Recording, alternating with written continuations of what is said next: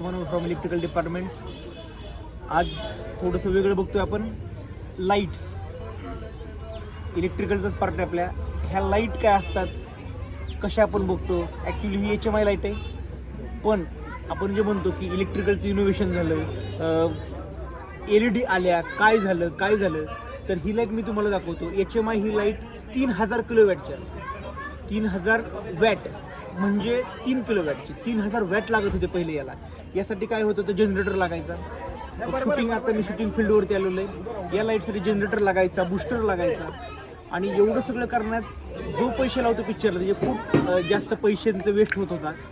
मग काय केलं आपण, आपलं इनोव्हेशन आहे, पिक्सल इनोव्हेशन नावाचं एक माझा मित्र आहे, त्यांनी काय केलं, एक मिनटं जवळ दाखवतो. तर ही 3000 किलोवॅटची लाईट, याच्यामध्ये हे आपण LED लावला बल्ब. हा LED बल्बने झाला काय मजा, आता 3000 वॅटचं रूपांतर झालं 50 वॅट. आणि जी शूटिंगला नाईटची लाईट पाहिजे आपल्याला, हा बाउंडर असतो लाईटचा, हा लावतोय मी, बॅक करतो. आणि 3000 वॅटचे रूपांतर अगदी 50, चला मॅक्सिमम 100 वॅट असेल.